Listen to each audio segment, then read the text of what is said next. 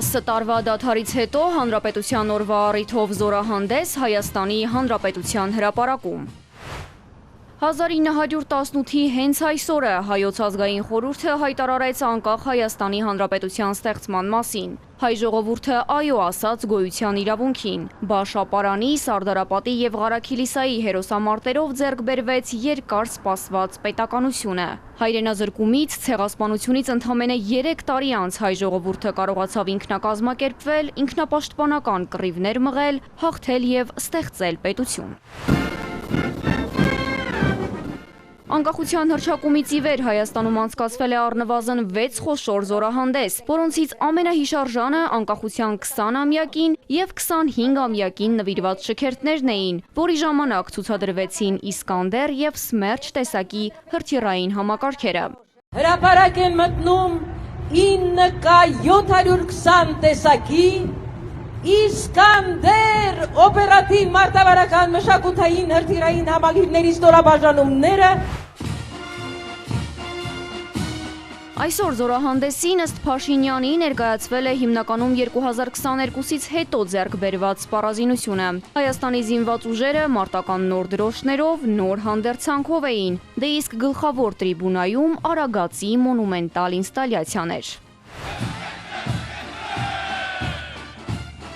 Պաշտպանության նախարար Սուրեն Պապիկյանը հերթով մոտեցել է բոլոր զորամիավորումներին ու ողջունել նրանց։ Շնորհավորում եմ Հանրապետության օրվա առթիվ փառք նահատակներին եւ կեցցե Հայաստանի Հանրապետությունը։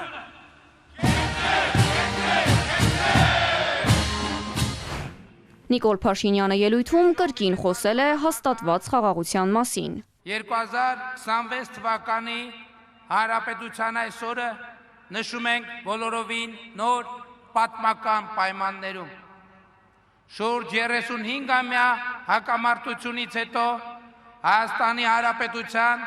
եւ Ադրբեջանի Հանրապետության միջև խաղաղություն է հաստատված։ Փաշինյանի խոսքով 2026-ի զորահանդեսի առանձնահատկությունը Հայաստանում արտադրված սպառազինությունը եւ ռազմական տեխնիկան է, որն այժմ միջազգային շուկայում կայուն դիրքեր զբաղեցնելու առաջին, բայց վստահ քայլերն է անում։ Վարչապետի պնդմամբ 2022 թվականից Հայաստանի կառավարությունը շուրջ 170 միլիարդ դրամի ներդրում է արել ռազմարդյունաբերական համալիրում, եւ Հայաստանը ունի արդյունքներ, որոնցով կարող է հպարտանալ։ Միևնույն ժամանակ Փաշինյանը չմոռացավ հիշեցնել, թե ինչի համար է այս սպառազինությունը։ Բանակի միակ խնդիրը Հայաստանի Հանրապետության միջազգայինորեն ճանաչված ինքնիշխան տարածքի պես պաշտպանությունն է եւ մեր բանակը չպետք է կիրառվի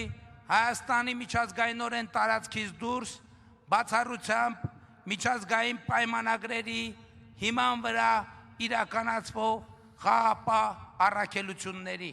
1 րոպե լռություն, բայց նաև հրետանային համազարկ։ Զորահանդեսին հարգել են բոլոր նահատակների հիշատակը։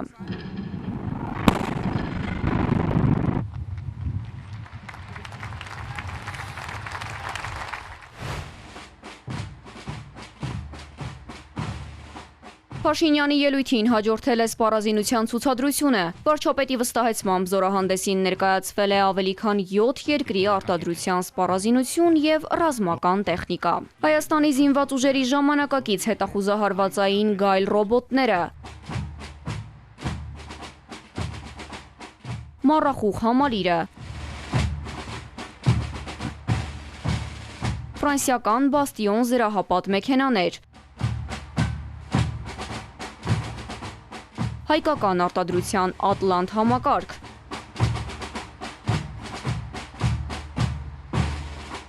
122 մմ տրամաչափի գործարանային արտադրության D30 հաուբիցներ եւ ժամանակակից ռազմական գործողությունների անբաժանելի մաս դարձած անօդաչուներ, այդ թվում հայկական արտադրության։ Զորահանդեսի ավարտին երկնքում Հայաստանի զինված ուժերի ավիացիան է, երկնքի կապույտն էլ եռագույն։ Վերջում կրկին հիշեցում, բաց թողնված աղավնիներ ի նշան խաղաղության։ Մարիա Հակոբյան, Էպիկենտրոն։